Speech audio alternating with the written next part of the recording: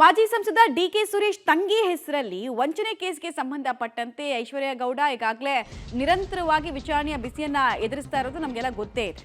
ಆದಾಯ ತೆರಿಗೆ ಇಲಾಖೆಗೆ ತನಿಖಾಧಿಕಾರಿ ಪತ್ರ ಬರೆದ ಹಿನ್ನೆಲೆಯಲ್ಲಿ ಐಟಿ ಅಧಿಕಾರಿಗಳ ತನಿಖೆಯನ್ನ ಕೂಡ ಆರೋಪಿ ಐಶ್ವರ್ಯ ಗೌಡ ಎದುರಿಸಬೇಕಾಗಿ ಬಂತು.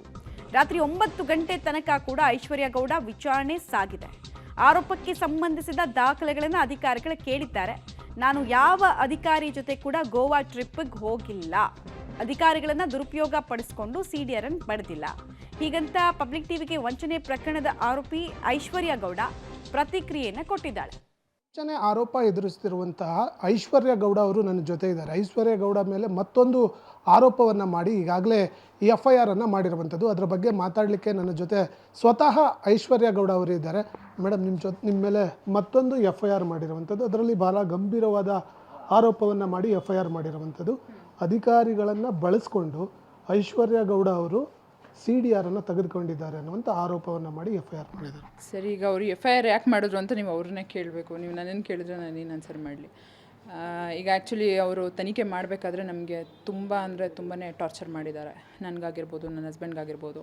ಇವನ್ ನಾನು ಅದೆಲ್ಲನೂ ಸಹಿಸ್ಕೊಂಡು ಸುಮ್ಮನೆ ಬಂದಿದ್ದ ರೀಸನ್ ಇದರಿಂದ ಆಚೆ ಬರೋಣ, ಇದನ್ನು ಮತ್ತೆ ನಾನು ಬೆಳೆಸಿ ದುಡ್ಡು ಮಾಡೋದು ಬೇಡ, ಏನಿದೆ ಅದನ್ನು ಸಹಿಸ್ಕೊಂಡು ಆಚೆ ಬರೋಣ ಅಂತ ತುಂಬ ದಿನದಿಂದ ನಾನು ಸಹಿಸ್ಕೊಂಡು ಬಂದೆ ಸರ್. ಬಟ್ ನನ್ನ ಹೆಣ್ತನಕ್ಕೆ ತೊಂದರೆ ಆದಾಗ, ನನ್ನ ಬಗ್ಗೆ ಅವರು ಅಷ್ಟು ಕೆಟ್ಟದಾಗಿ ಮಾತಾಡಿದಾಗ, ನಮ್ಮನ್ನು ಯಾವ ಟೈಮಲ್ಲಿ ಆ ಥರ ರೂಢಾಗಿ ನಡ್ಕೊಂಡಾಗ, ನಮ್ಮ ಬಗ್ಗೆ ಏನೇನೋ ಕೆಟ್ಟದಾಗಿ ಮಾತಾಡೋದು, ಮತ್ತು ನಮ್ಮದು ಇಂಪಾರ್ಟೆಂಟ್ ದಿನಗಳಲ್ಲಿ ನಮಗೆ ತೊಂದರೆ ಮಾಡಿದ್ದು. ಸೊ ಈ ಎಲ್ಲ ವಿಷಯನೂ ನಾನು ಸಹಿಸ್ಕೊಳಕ್ಕಾಗದೆ ಅವ್ರ ಮೇಲೆ ಅಫಿಡವಿಟ್ ಹಾಕ್ದೆ. ಸೊ ಅವ್ರು ಯಾಕೆ ಇವಾಗ ಸಡನ್ನಾಗಿ ನನ್ನ ಮೇಲೆ ಈ ಥರ ಕಂಪ್ಲೇಂಟ್ ಮಾಡಿ ಇಷ್ಟು ದಿನದಿಂದ ಈಗ ಎಂಕ್ವೈರಿ ಆಫೀಸರ್ ಅಂತಂದರೆ ಇವ್ರು ಏನು ಹೇಳ್ತಿದ್ದಾರೆ ಆ ವಿಷಯಗಳು ಸ್ಟಾರ್ಟಿಂಗಿಂದನೂ ಗೊತ್ತಿರುತ್ತೆ ತಾನೇ. ಆವಾಗಿಂದನೇ ಅವ್ರು ಯಾಕೆ ಕಂಪ್ಲೇಂಟ್ ಮಾಡಲಿಲ್ಲ, ಯಾಕೆ ಇವಾಗ ಮಾಡಿದ್ರು? ಯಾಕಂದರೆ ನಾನು 3ನೇ ತಾರೀಕು ಇವ್ರು ನನಗೇನೇನು ಟಾರ್ಚರ್ ಮಾಡ್ತಿದ್ರು ಆ ವಿಷಯವಾಗಿ ನಾನು ಅಫಿಡವಿಟ್ ಹಾಕಿದ್ದೀನಿ ಹೈಕೋರ್ಟ್ಗೆ. ಸೊ ಹೈಕೋರ್ಟ್ಗೆ ನಾನು ಅಫಿಡವಿಟ್ ಹಾಕಿದ ಮೇಲೆ ಅವರು ಈ ವಿಷಯನ ತೆಗೆದುಬಿಟ್ಟು ಈ ಥರ ನನ್ನ ಮೇಲೆ ಕಂಪ್ಲೇಂಟ್ ಮಾಡಿದ್ದಾರೆ. ಈಗ ಕಂಪ್ಲೇಂಟ್ ಮಾಡಿಬಿಟ್ಟು ನನ್ನ ಮೇಲೆ FIR ಹಾಕಿದ್ಮೇಲೆ ಆ FIR ತನಿಖೆ ಮಾಡೋಕ್ಕೆ ACP ಚಂದನ್ ಸರ್ನ ನೇಮಕ ಮಾಡಿಸಿದ್ದಾರೆ. ಈಗ ACP ಚಂದನ್ ಸರ್ ಇರ್ಬೋದು, ಮತ್ತು ಇವರು ಭರತ್ ರೆಡ್ಡಿ ಸರ್ ಇರ್ಬೋದು, ಇಬ್ಬರು ಒಂದೇ ಬ್ಯಾಚ್ಮೇಟ್ಸು, ಅವರಿಬ್ಬರು ತುಂಬ ಕ್ಲೋಸ್ ಫ್ರೆಂಡ್ಸು.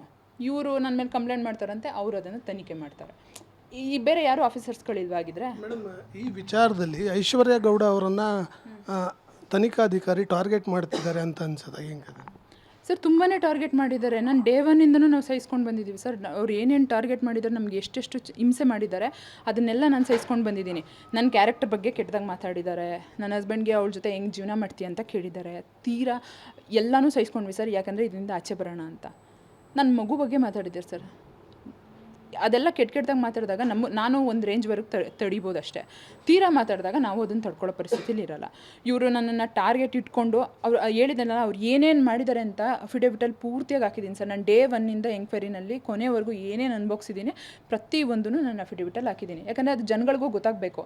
ಇವಾಗ ಎಲ್ಲರೂ ಹೆಂಗಾಗ್ಬಿಟ್ಟಿದೆ ಅಂತಂದರೆ, ಹೌದು ಇವಳು ಫ್ರಾಡ್ ಮಾಡಿದ್ದಾಳೆ, ಇವಳು ತೊಗೊಂಡಿದ್ದಾಳೆ, ಇವಳು 420 ಬರೀ ಇದೇ ತೋರಿಸ್ತಾ ಇದ್ದಾರೆ ಬಿಟ್ಟರೆ, ಎಲ್ಲ ಇದೇ ಹೇಳ್ತಿದ್ದಾರೆ ಬಿಟ್ಟರೆ, ನಾನು ಏನೇನು ಅನುಭವಿಸಿದ್ದೀನಿ, ನಾನು ಮಾಡಿದ್ದೀನ ಇಲ್ವಾ? ಅದರಿಂದ ನಾನು ಏನು ಇವಾಗ ಒಬ್ಬ ಆಫೀಸರ್ ಆದವರು ತನಿಖೆ ಮಾಡೋದು ಬಿಟ್ಟು ನಮಗೆ ಬೇರೆ ಏನೇನೇನು ಟಾರ್ಚರ್ ಮಾಡಿದ್ದಾರೆ.